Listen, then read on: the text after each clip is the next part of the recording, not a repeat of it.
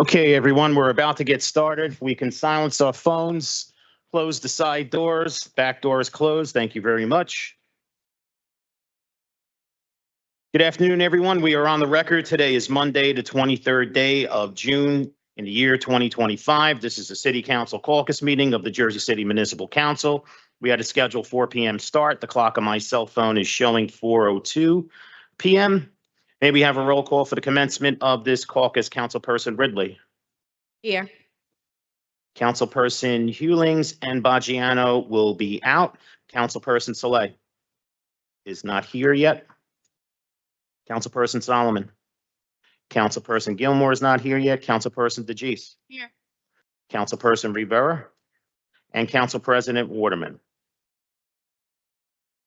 We have 5 council members in attendance at 4:02 p.m. On behalf of Council President Waterman and the members of the Municipal Council in accordance with New Jersey Public Laws of 1975, Chapter 231, the Open Public Meetings Act, also known as the Sunshine Law, adequate notice of this meeting has been provided by the posting on the bulletin board of the first floor of City Hall, the annual notice, which is the schedule of meetings and caucuses of the Municipal Council for the calendar year 2025, and filed in the office of the City Clerk on Friday, November 15th, 2024. In addition, at its time for its preparation, the agenda of this meeting was similarly disseminated on Friday, June 20th, 2025 at 3:47 p.m. to the Mayor, Municipal Council, Business Administrator, Corporation Council, newspapers, and posted on the city's website, so I can certify as to our total compliance with the Sunshine Law. Council President, I'm going to turn it over to you.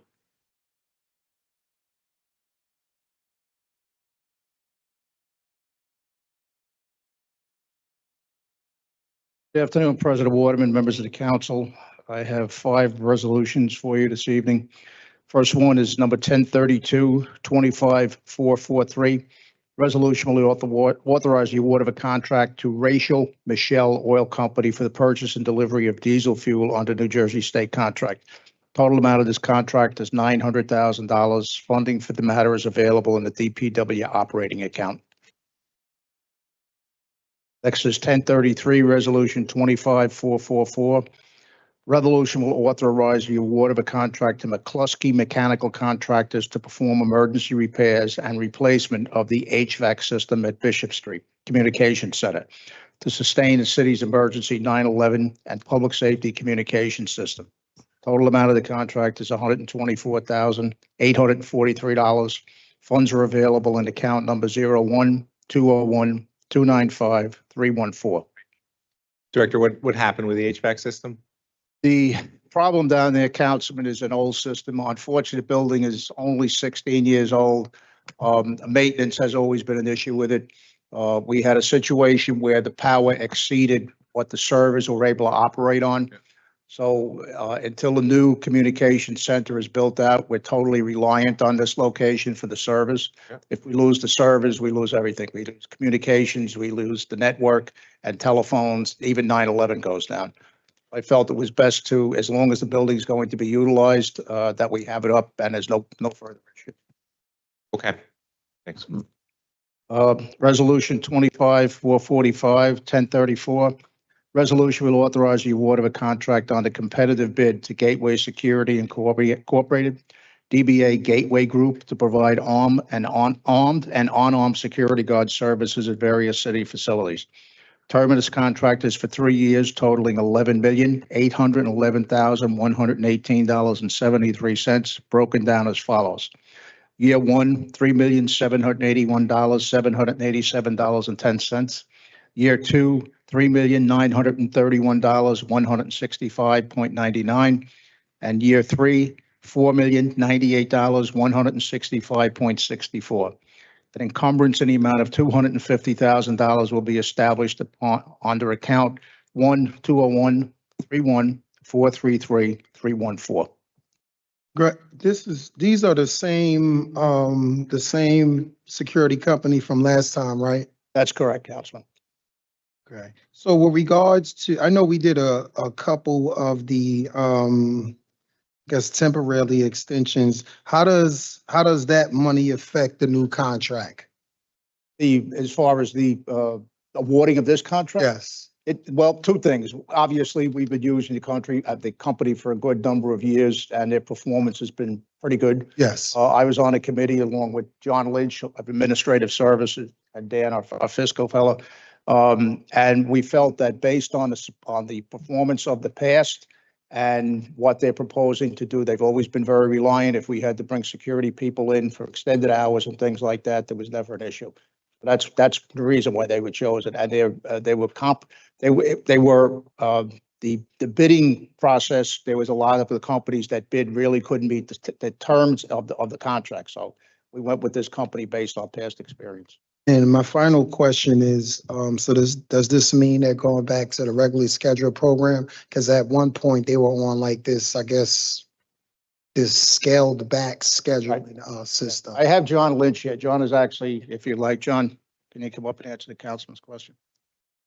Councilman, just to answer your budgetary question, we've been month to month with them, and the annual budget amount in the budget is pretty close to what their awarded the contract will be. Okay. So we'll just continue at that rate for the rest of the year, but the money's appropriated.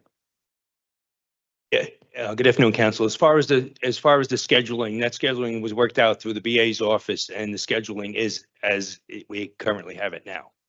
So Yes, it was scaled back. it's going to stay on a scaled back version? Yes, Hmm. until I'm authorized to add more. I guess because the issue, well, I know the issue I have is typically they're not there on Saturday and Sundays, right? They are there on, again, it's, they're there till what, about 4, till Yeah. 2 o'clock, and here till 4 o'clock. You know, council people work every day, all day, right? Yeah.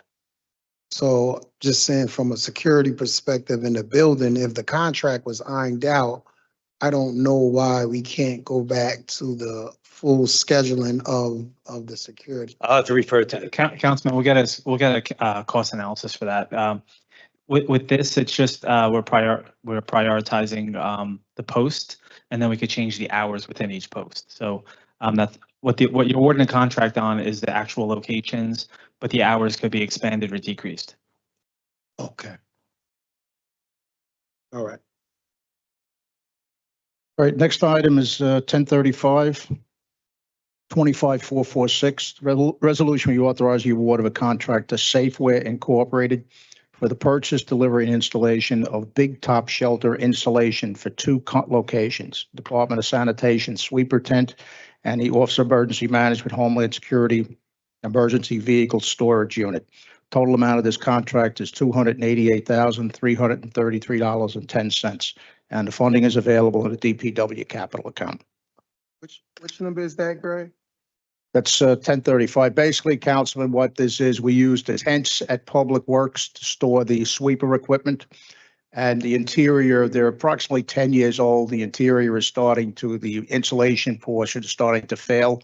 And we can't not have these vehicles not in a warm environment if they freeze very easily. So we're replacing the interior insulation both there and the one up my OEM building. That keeps all the big city ambulance, the 2 buses at a command vehicle.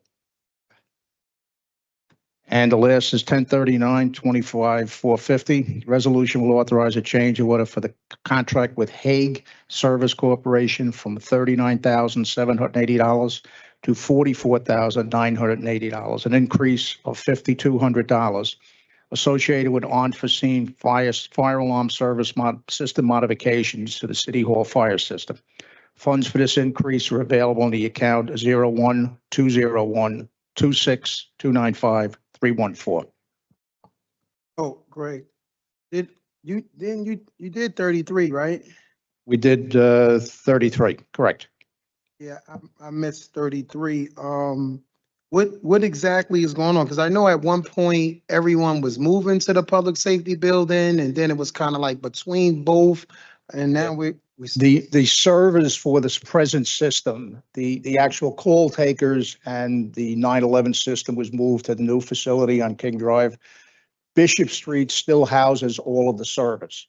Now, the servers that we have cover the network, the 911 system, any of the phone systems or anything like that. So until the new system is fully installed at the new building, This is really our lifeline down there. And we were having the issues with the HVAC system.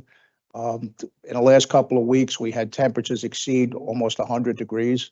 We had to put portable units, which we have still in place down there. But until this system moves, that we move forward with the new system install at the new facility, it's a critical operation. If we lose the servers, we lose communication. I understand that. Here's my problem though. We have this new building. We have the room for the computers and everything to go in. We're spending money in this old building. At some point, all of the stuff or a duplicate of the stuff is going to go into the new building, and that old building we're not going to need. So I'm just confused a little as to why didn't we have that whole room up and running before we moved all of our personnel over there if it's so crucial to the operation of the 911 system? The initial plan was to maintain the servers at this building while the new system was being built out. There's been some delays in getting that up and running. Perhaps the BA can comment on that more than I can, but I think the issue right now is that we have to maintain this place as our server room because we don't have any redundant plan as of yet. Councilman, the idea of Bishop Street is to maintain it as a public use facility. So even after the 911 systems are completely out of there, we'll still have it for official public use. So the HVAC, if we're going to keep the building, we have to keep the HVAC system. And we own, we own own it. that building, right? Yeah, yeah. And it's only zoned for light industrial, so it'd be probably the best purview of the city to maintain it.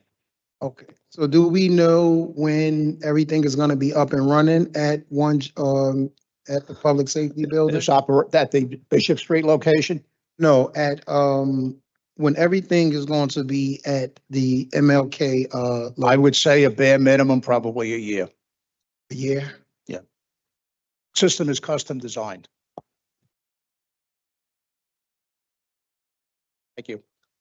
Steve, Council President, I just want to mark Councilperson Gilmore present at 4:04 PM and Councilperson Saleh present at 4:14 PM. So we now have 7 council members present at 4:14.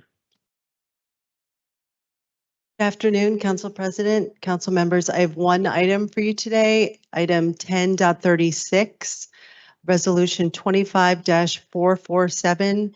This is a resolution awarding a professional services agreement to Fireworks by Grucci for a fireworks display on July 4th.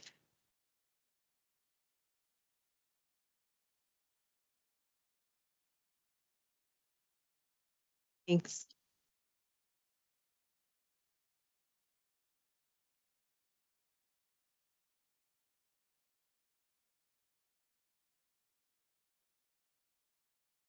Amanda is right there. Amanda? Yeah. Yes, I'm Amanda. Good afternoon, Council President and Council. Today I'm gonna be going over ordinances. Can you just identify yourself for the record? I'm sorry, Amanda Badanath, Deputy Director of Environmental Health, HHS. Thank you. So first, we're gonna start with 4.3, ordinance 25-067. This ordinance is amending and supplementing Chapter 99, barbershops and beauty salon. Also, 4.4 is ordinance number 25-068. This ordinance is amending and supplementing Chapter 160, fees and charges. Amanda, just do the first one first and see if anybody have any questions. Okay. Okay, go ahead, 4.3. Any questions for 4.3? 4.4?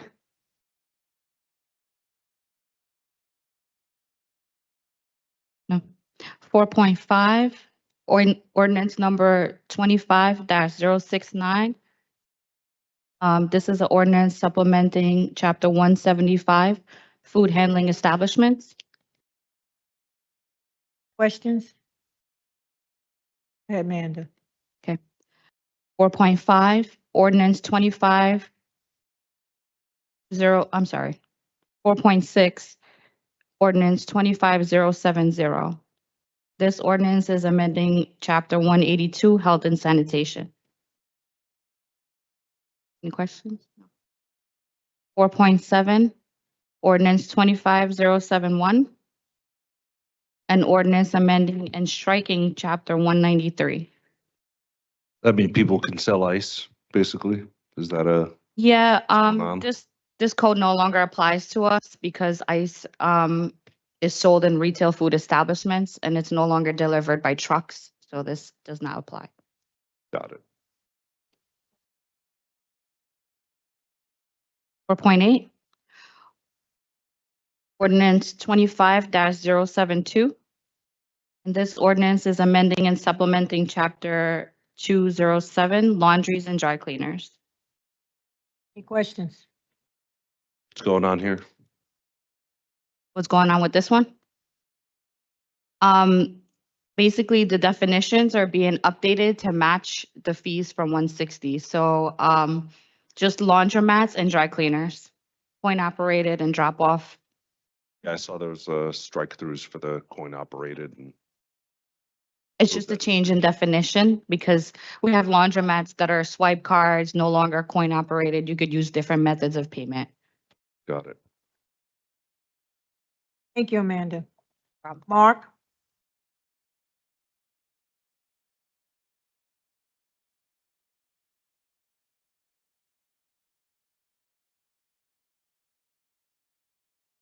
Hello, Madam President and members of the Municipal Council. Division of Animal Care and Control has one item this evening for the agenda. That is agenda number 4.2, ordinance 25-066. This is the second reading and final passage of an ordinance amending and supplementing Chapter 90 of the Jersey City Municipal Code pertaining to animal fees and removing any conflicting language between municipal ordinance and state statute.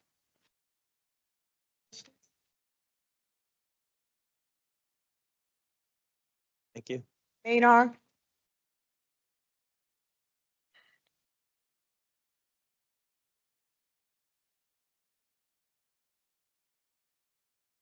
Good afternoon, Council President and council members. I have two resolutions for you consideration today. First is item number 10.40, resolution 25-451.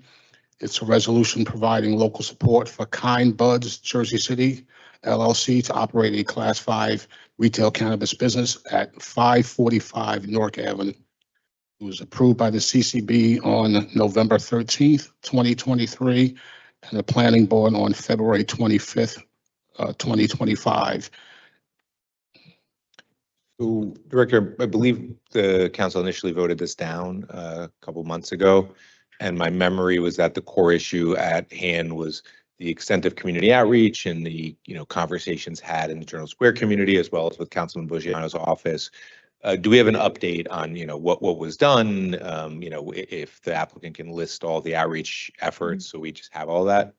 We don't have the outreach, but I believe there was a conversation with the council member that there was some confusion that this business actually did meet with the council person. Correct.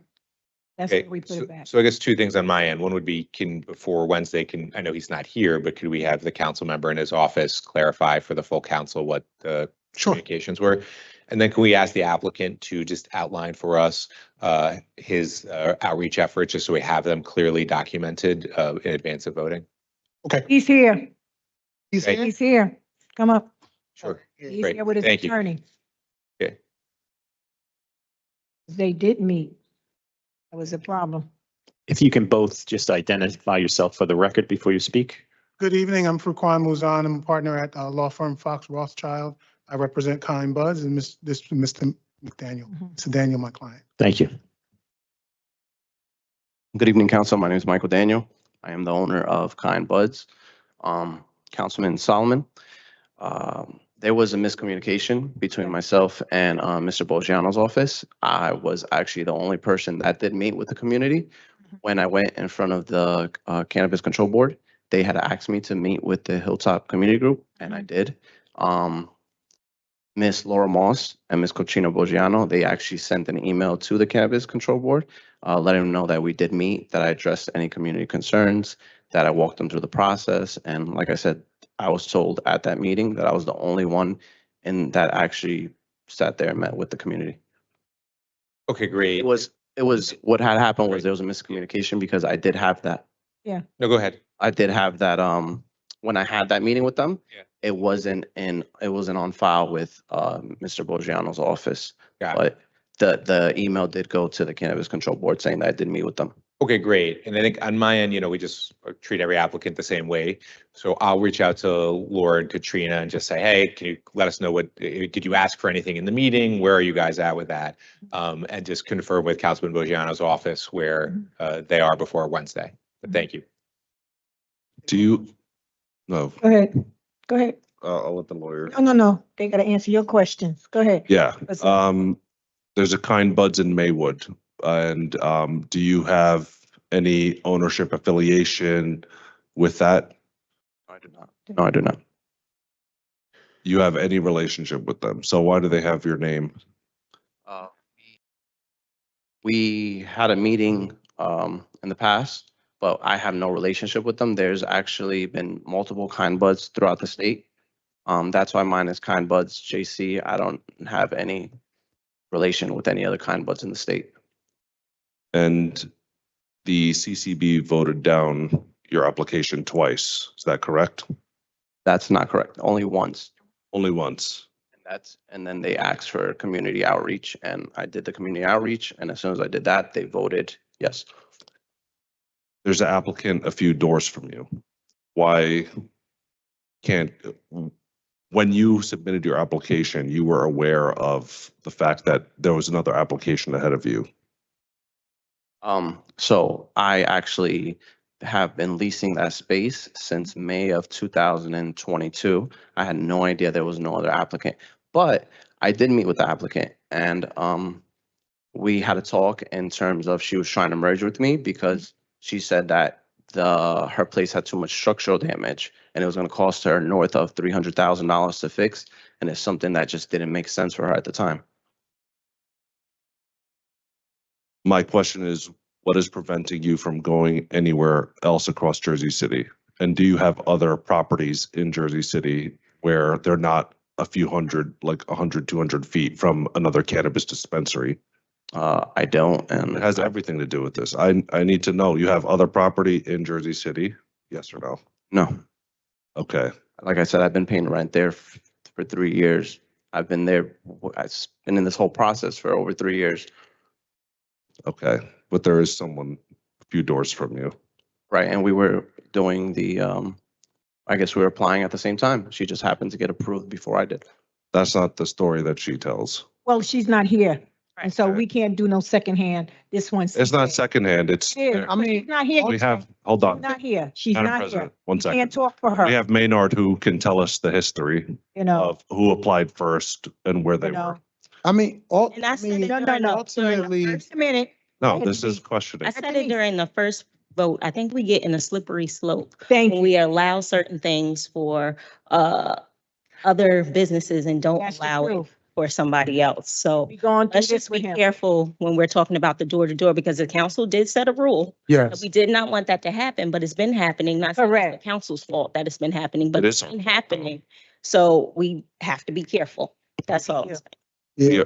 I mean, also, I think it's, I want to hear this story from Maynard before. I'm still open question. yeah, Do you have the history of this applicant and who submitted first? And I just need to know for our edification. Well, the rule that we've been following, Correct. as instructed by the law department, was until a business has council approval, then we have to accept applications moving forward. So who submitted their This, application? this particular application did not receive, submitted their application before we received final approval for the neighbor. Clarify that for me. Okay. Neon Heights submitted their application on October 3rd, 2022. They received CCB approval on December 12th, 2022, but they did not get city council approval until August 16th, 2023. Okay. Okay. And what about the applicant before us today? Neon Heights actually had their planning board approval on May 9th, 2023, and appeared before the council on August 16th, 2023. Okay, do with that information what you will. I just want that for the council. What do you mean? I think Said ultimately, he applied in 2022. Let's just, for the record, okay, he applied in 2022. It's not enough because we're 4 or 5 years into this now, and you know that's more than enough notice. I'm not trying to beat up on you. I'm just no. He's 100 doors down. Yes, you are. I need to know for the record. There's no. This is our job is to be in. To make it more, It's not. yeah, pick and I choose. think, Okay. All right. yeah, I ultimately think, I mean, this is actually on the fault of the council and the people that set the rules. I said this in the beginning, when the rules are in place, we can't change the rules in the middle of the game. I mean, I understand her position. The man's been paying rent for 3 years. And like, what do we do as a council? We say, hey, we have the same instance on West Side. I think they were sharing a wall, right? So if we're going to say some people can do it and some people can't do it, then that, it creates an inconsistency for us. But that's not even the basis of this concern. The basis of the concern was for him to go in front of the community, in front of the Hilltop, sorry about that, guys. And, he verified, that he was there and, he did what he was told to do. That's it. Yeah. Okay.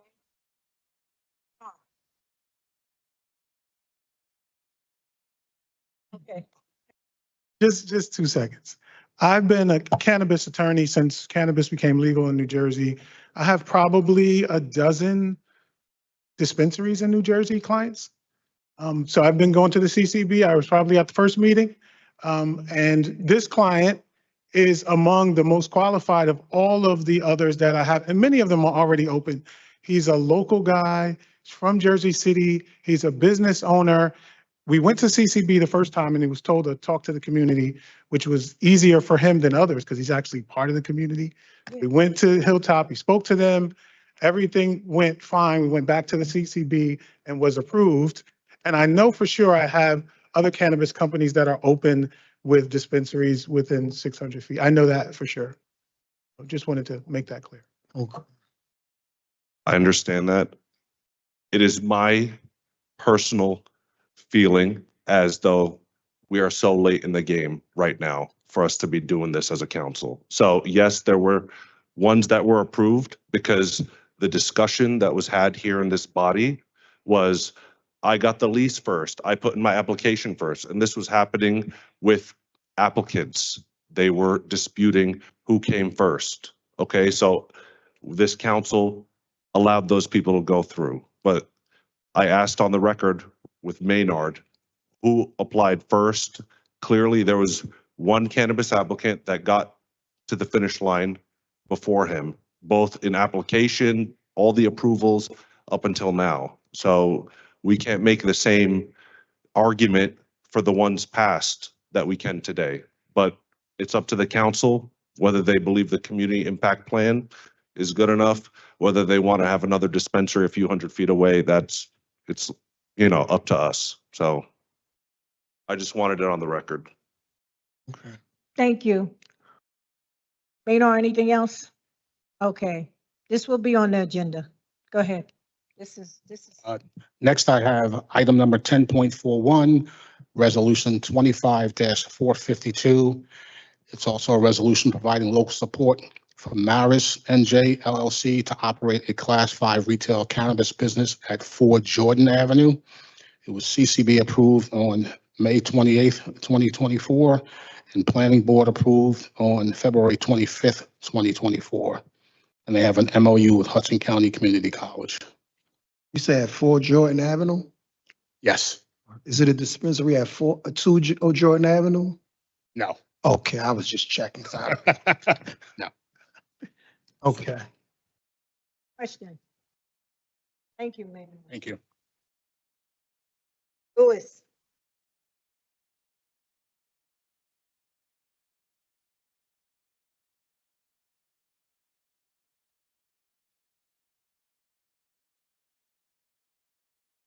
Good afternoon, Council President and Council members.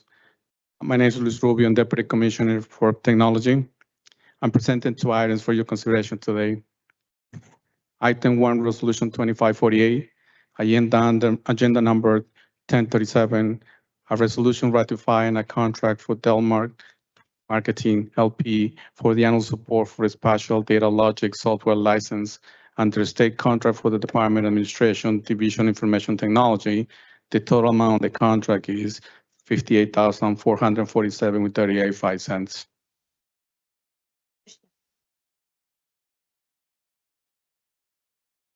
Second item is Resolution 25449, agenda item 1038, a resolution ratifying an award of a contract to Inside Public Sector INC for Unitrans soft licenses, associated hardware for data backup service through the U.S. Communities Government Purchasing Alliances known as OPNIA, partner for the Department of Administration Division Information Technology. This is a 3-year contract, and the first year cost will be $39,377 with 41 cents, and the total amount for the 3 years will be $144,782 with 75 cents.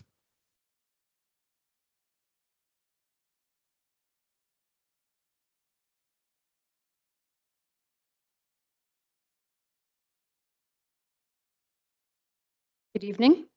I have one resolution for you. It's 10.14, Resolution 25-425. This is authorizing the award of program contracts to various nonprofit awardees for the summer of 2025 for youth programming. What item is that again, bro? This is item 1014, Resolution 25-425. I just, in light of what transpired a few weeks ago, I just want to make sure that, all of these grant recipients understand the nuances of how these reimbursement grants look. So we can just make sure that they're educated on that whole process. That'll be appreciated. Thank you. Thank you. Finance, Danny.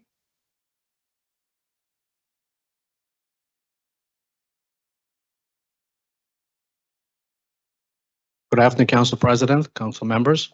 For your consideration this afternoon, I have one item. It is agenda number 10.1, resolution number 25-412.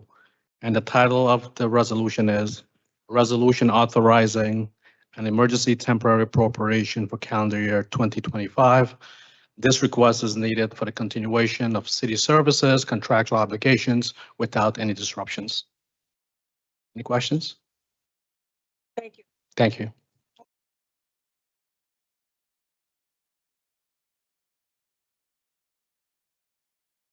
Good afternoon, Council President, Council members. For the record, Paul Cate, Division Director for Disease Prevention, Allied Health and Human Services. I'm here with item number 1013. It's Resolution 25-424.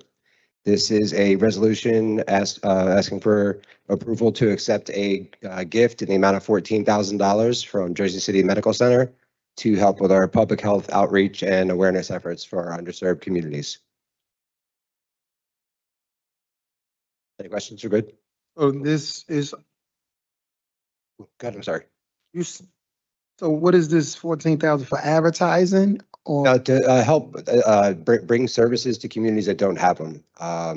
There's different elements to it we're considering, like there might be actual like feet on the street outreach, might be helping to promote the kiosk, different elements like that. The conversation started larger, but with our grant cuts, their grant cuts, and the restrictions and constraints are all under fiscally. Unfortunately, their we'll say offer for partnership had to be scaled back for the time being. Okay. But they did want to contribute in some way. All right. Can you explain the test and go kiosks? Because it talks about harm reduction, but can you delve a little deeper into what the test and go kiosk is and what? Yeah, of course. So there's different elements to the kiosk. We started out as an opioid awareness effort, offering Narcan, xylazine, which is another street drug, test my drink strips, fentanyl strips, to initially address the opioid crisis. We scaled it out to sexual health products as well. We would like for this to, like, ideally, the concept was to help scale this program out, but again, with the budget cuts, constraints, we had to sort of, how do I say it, be happy with what we were being offered as a, not even partnership, as a gift, and then revisit the conversation when money opens up, when grants open back up, however that may play out. Thank you. All right, thank you. Have a good evening.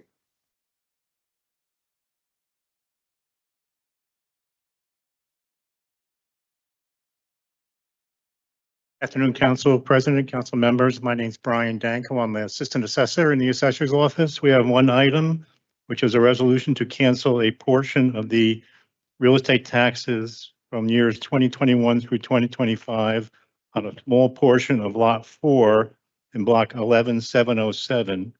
This was a state taking of a small part of an underwater parcel by the Pulaski Skyway.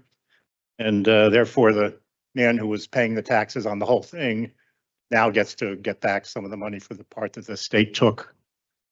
And that's about it. This is item 10.2, right, Brian? I'm sorry, yes, it's item 10.02 in case 25413. Thank you. And the total amount it amounts to is about $1,500, $1,500 total for the 4 years. Sorry, Deputy Assessor, nice to meet you. I do have a question. It's more about the principle here as opposed to the specifics. Right. So in essence, what we're saying is that, you know, a portion of the lot was improperly included in the assessment, and so we're refunding the prior 4 years of the tax assessment. We have had affordable housing units in downtown where they were overassessed for years because during the revaluation, the tax assessor didn't properly account for the affordability protections when assessing the market rate value. And when we've gotten those assessments moved back to what the market value should be, we were told we can't refund the overassessment. And it strikes me that those two things are not congruous, right? If we're saying we're going to refund this guy's assessment because they were improperly included in the assessment, why can't we refund the homeowners in Jersey City who were improperly overassessed? It just strikes me that a principle either says you can't do it for anybody or you do it for everybody. I understand what you're saying. I'm afraid I don't really know the history there. I know that this case is where the state takes property and does not go through the normal channels of filing a deed. The register sends deeds to the tax assessor's office, but this is a superior court case when the state condemns a property. So we don't hear about it till some roundabout method. And that's why this is those couple of years. The other part, I know. We were told it was the property owner's job to file an appeal. So if they failed to file an appeal, it's their loss. And I just don't understand why that wouldn't apply to this person. I don't know who, I have no idea who the property owner is, but why wouldn't we say to this person, hey, you should have known your property was taken. You should have filed an appeal, because that's what we said to the homeowners in my district. See your point. I wish I had a good answer. It's understood. If you could just take a look at it before Wednesday, that'd be helpful on our end. Certainly will. Thank you. Thank you. Appreciate it. Thank you, folks.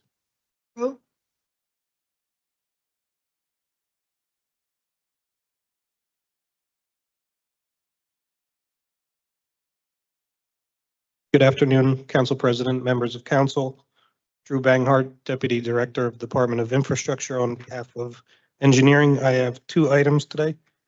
The first is agenda number 10.42, resolution 25-453.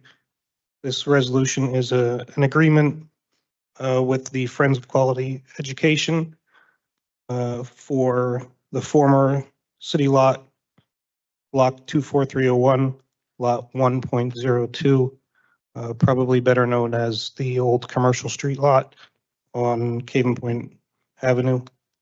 This agreement is just to let them act as an agent of the city with their licensed site remediation professional for an existing case on that property. What's the actual block? Block 24. No, like in regular people's term, what's the address? It's a Caven Point Avenue, the old commercial street lot where we had a city storage of various items. Haven Point Road. Haven Point Road. Haven Point Avenue, that's basically between Garfield Avenue and Pacific Avenue. Around the corner from the gas station, if you know the area. Is this where the charter school is going? This Yes. area? Oh, okay. Correct. So the DEP had an existing case for historic fill. This is allowing the charter schools professionals to act as an agent of the city per se to answer questions related to that case. Okay, did we already transfer that land over to them? I believe so, yes. Through the JCRA, it was either transferred or they're the named redeveloper. Okay. Yes, that charter school, okay. Any other questions? Is there anyone that's gonna like check their work in terms of, you know, they're giving them the Spill Act exemption and, you know, I know we're relying on their professionals, but is anyone going from the city or we're just washing our hands and like telling them to? My office will be involved, moving forward. There will be signatures needed and things of that nature that we'll review and look at, and we'll engage others if needed. But we'll definitely be involved, likely as well as the law department. Okay. That gives me comfort. Glad to hear that. Thank you. The second item is 10.43. That is a resolution 25-454. This is a resolution accepting improvements constructed by HRP Hudson for a portion of a public right-of-way on Van Kuren Avenue between James Avenue and Duffield. It used to be a hard left-right angle corner. They provided property that they're giving to us and made it more of a gentle curve to facilitate trucks going to the new warehouses over in that area. So we've inspected and been involved in the whole process and, are agreeing to take over the new right of way. Thank you.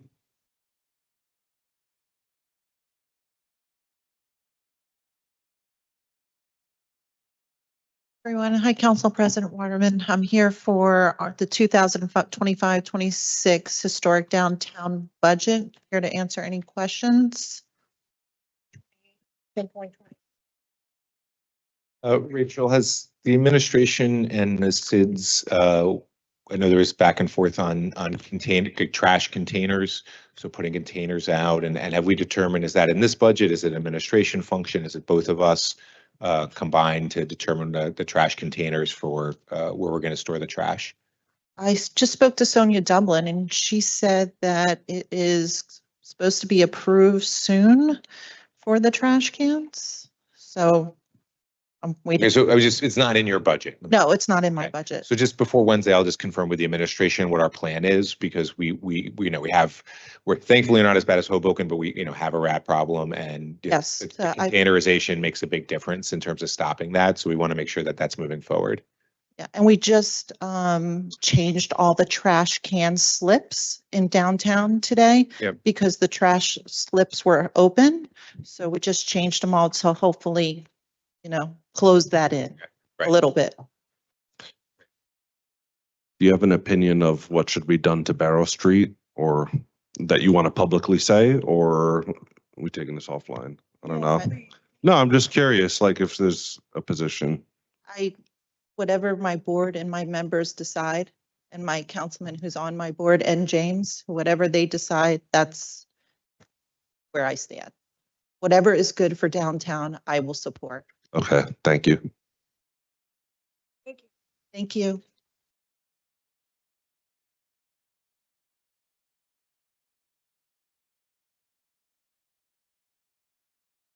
Good evening, Madam President, members of the board. How are you this evening? I'm here to present item 1044, resolution 25-455. It's a resolution authorizing the award of a competitively bid, contract to educate the block to provide a workforce development carpentry-based program. Anyone have any questions?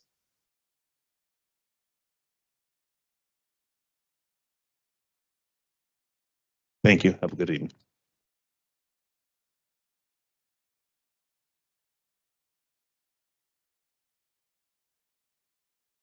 Afternoon, Council. I'm here on two items. First one is 3.1, first reading ordinance. An ordinance of the Jersey City Municipal Council amending the Jersey City official zoning map. This is a result from some community meetings that city planning had with a adjacent community group as well as the councilman for Ward C and D. This is an area that we're looking at rezoning at Palisade Avenue and the upper Route 139, changing it from the R3 district to the residential commercial 2 district. This was supported by the community group and Jersey City Planning saw that it conformed with the master plan. Presenting this change to you.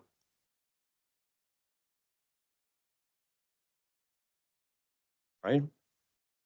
Next. So I'll move on to the next item that I have. It's 3.4 on the agenda, an ordinance of the Jersey City Municipal Council for the amendments to chapter 345-31 of the Land Development Ordinance regarding the general development checklist. This is more of a housekeeping item for us. Since we have gone to digital submissions, there are some items in here that we wanted to kind of port over to being more digital friendly. So enclosed in this ordinance are changes to the land development ordinance, changing what we require when someone makes an application to city planning for a minor or major site plan or subdivision. So you'll see some strike throughs, you'll see some new text in yellow highlight. This is all to get rid of old stuff that's out of date and include new things that are focused, one, on digital submission, as well as some minor pickups like asking them to confirm that they comply with our stormwater control ordinance and that they supply an e-plan, an electronic plan certification. Really just a housekeeping item.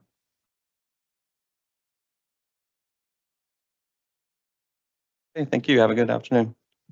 Asia.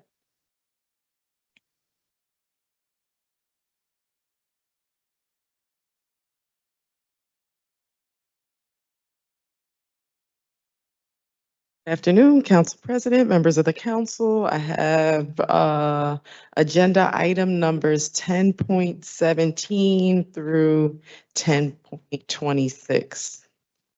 The first one, 10.17, which is resolution 25-428, is a resolution to reject all bids received by Jersey City on November the 19th, 2024 to provide real estate portfolio and tenancy software, management software for the Division of Community Development. The next item that I have for you is agenda item number 10.18. That's resolution 25-429. And this is a resolution authorizing the business administrator to execute the discharges of mortgages encumbering various properties that received homeowner repair program, also known as the HORP program, assistance during the calendar year of 2001. As I go through all of these, do you want me to read all the addresses into the record? Is that something that you guys want? The next item that I have for you is agenda item number 10.19. That's resolution 25-430, and it is a resolution authorizing the business administrator to execute the discharges of mortgages encumbering various properties that received HORP assistance in the calendar year of 2002. Agenda item number 10.20, that's resolution 25-431, is a resolution authorizing the business administrator to execute the discharges of mortgages that received the Golden Neighborhoods Home Ownership Program First Time Home Buyer Assistance in the calendar year of 2002. 10.21, which is resolution 25-432, is a resolution asking the business administrator to execute discharges of mortgages encumbering various properties that receive that GNHP, first-time home buyer assistance, and HORP, homeowner repair assistance, in the year of 2003. Agenda item number 10.22, and that's 25-433, is a resolution authorizing the business administrator to execute the discharges of mortgages encumbering various properties that receive GNHP, first-time homebuyer assistance, and HORP, homeowner repair assistance, in the calendar year of 2004. Item number 10.23, that's resolution 25-434, authorizing the business administrator to execute the discharges of mortgages encumbering various properties that receive GNHP homebuyer assistance and HORP, homeowner repair assistance, in the calendar year of 2005.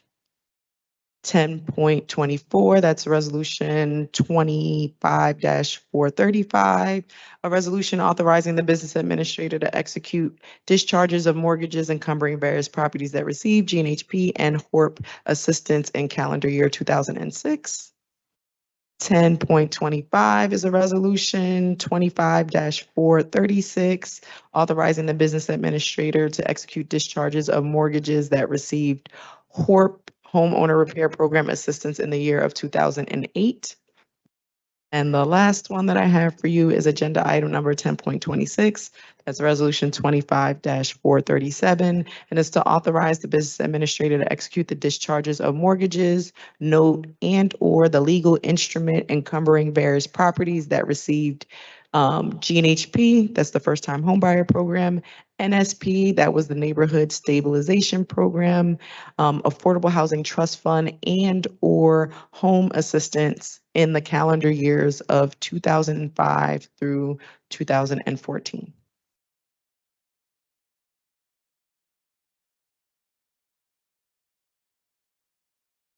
Thank you.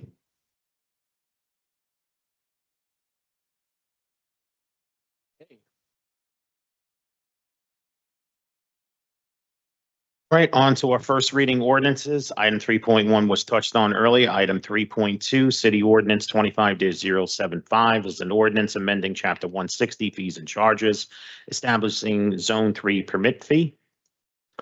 Item 3.3, City Ordinance 25-076, is an ordinance amending Chapter 218 multiple dwellings, Section 12, preventing algorithmic rent fixing in the rental housing market of the Code of Ordinances of the City of Jersey City. This is me. Sorry. I apologize. This is me. Let me just pull it up. I believe this is making an amendment that from the previous one that you adopted at the last or the meeting before that. If I'm not mistaken, Councilman. No, correct. I just want to get the specific language. Sure. The council, so I'm just pulling it up. I apologize for being off guard.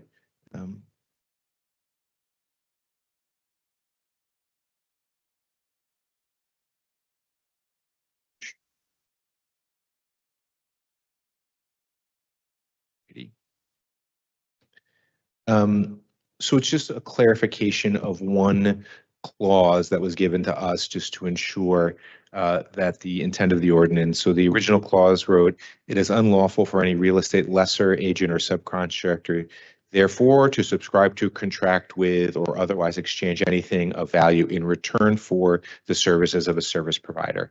And we're literally just switching the phrase "or otherwise" to a different section to just make it clear what they're not allowed to do.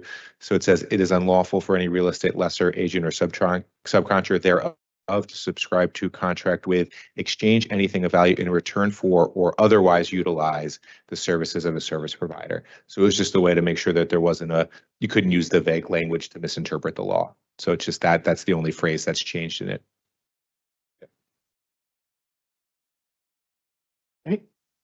Item 3.4 was touched on earlier. On to our second reading ordinances. Item 4.1, City Ordinance 25-065, is an ordinance opting into the Garden State CPACE program to facilitate the financing of CPACE projects. And items 4.2 through 4.8 were touched on earlier. 4.9, City Ordinance 25-073 is an ordinance amending Chapter 296, Streets, Sidewalks, and Public Rights of Way, Article 2, Closure of the Public, Right of Way, of the Jersey City Code, requiring council approval of certain applications for street closures. We will have a public hearing on the 2025-2026 Historic Special Improvement Assessment Roll and Budget. And then we will have our public speakers. And right now we're at 41. On to our petitions and communications. Any questions or comments on items 6.1 through 6.34? Hearing none. Any questions or comments on office communications 7.1 through 7.12? There are no reported directors. We have our claims and on to our resolutions. Items 10.1 and 2 were touched on earlier. Item 10.3, City Resolution 25-414 is a resolution honoring Teresa Walker for her outstanding contributions to music, youth development, and the cultural legacy of Jersey City in celebration of Black Music Month 2025. 10.4, Resolution 25-415 is a resolution recognizing and honoring the dynamic bell tones in celebration of the Black Music Month 2025. 10.5, Resolution 25-416 is a resolution honoring Julian Myers for his outstanding contributions to music and Jersey City community in celebration of Black Music Month 2025. 10.6, Resolution 25-417 is a resolution honoring Alan R. Cherry for his outstanding contributions to music, culture, and community in celebration of Black Music Month 2025. Item 10.7, Resolution 25-418 is a resolution honoring Chill Rob G for his pioneering contributions to hip hop and musical excellence in Jersey City in recognition of Black Music Month. Item 10.8, Resolution 25-419 is a resolution honoring Jeanette Walker for her outstanding contributions to music, education, and cultural during Black Music Month 2025. 10.9, Resolution 25-420 is a resolution honoring Soul Generation for its lasting contributions to music and culture in recognition of Black Music Month. 10.10, Resolution 25-421 is a resolution to commemorate the life and legacy of Miss Lily M. Fleming. Item 10.11, Resolution 25-422 is a resolution to commemorate Monumental Baptist Church 125th anniversary. Item 10.12, Resolution 25-423 is a resolution of the Jersey City Municipal Council commending the Knights of Rizal NJ chapter, and it commemorates its 164th birth anniversary of Dr. Jose P. Rizal. Items 10.13 and 14 were touched on earlier. Item 10.15, Resolution 25-426 is a resolution of the City of Jersey City Municipal Council authorizing the city to enter into a memorandum of understanding with Local 68 for a successor collective negotiations agreement with the term of January 1st, 2024 through December 31st, 2027. Item 10.16, Resolution 25-427 is a resolution authorizing the award of a contract to Carasoft Technology Corp. For Learn eForms Insight Software annual licenses through the U.S. Communities Government Purchasing Alliance, known as the Omnima Partners for the Department of Administration Division of Human Resources. Items 10.17 through 10.26 were touched on earlier. Item 10.27, Resolution 25-438 is a resolution of the Municipal Council condemning the anti-immigrant and unconstitutional actions taken by the second Trump administration in its first 150 days in office. Item 10.28, Resolution 25-439 is a resolution 1, introducing and approving the fiscal year 2026 budget of the Exchange Place Alliance Special Improvement District. And number 2, directing the city clerk to publicly advertise the budget, schedule the public hearing. And number 3, directing the tax assessor to prepare an assessment roll of the properties within the district based upon the budget. Items 10.29 through 30 were touched on earlier. Item 10.31, Resolution 25-442. It's a resolution ratifying a contract award to Royal Printing Service for printing official election machine and sample ballots for the primary election on June 10th, 2025. Anyone has any questions? Any questions? This is a routine resolution, council members. Items 10.32 through all the way down to 10.44 were touched on earlier. Before we close, though, or ask for a motion to adjourn, I believe our Assistant Corporation Counsel, John McKenney, has to address the council. Yes, we have one late ad that was discussed at the agenda meeting that's expressing support for the planning board adopting our fair share element, our housing element and fair share plan tomorrow. It's essentially committing us to the rehab of 3,733 affordable housing units, which we've actually done enough new construction of affordable housing that we've already covered that. So our consultant that worked on the plan is making a presentation to the planning board tomorrow. She unfortunately couldn't be here for the council meetings because this is a new statutory requirement. All has to be in by June 30th. So she's juggling 100 other clients around the state. So if you have any questions, feel free to ask me. I recommend watching her presentation at the planning board tomorrow also. Tomorrow. Why can't we just put it on the next agenda? I'm just curious here. Is there a deadline? I'm sorry, I couldn't hear you, Is Councilman. there a deadline? Yeah, June 30th. Oh. Don't give us a chance to really look at it, that's why.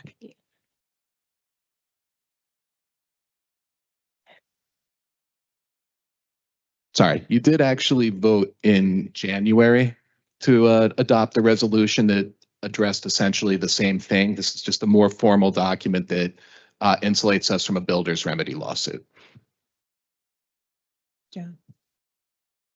So that will be added as a late item, and it'll be item 10.45, resolution 25-456. With that being said, may I have a motion to adjourn at 5:04 PM? Second. I couldn't hear who made the motion. Was that Councilperson Rivera? Thank you.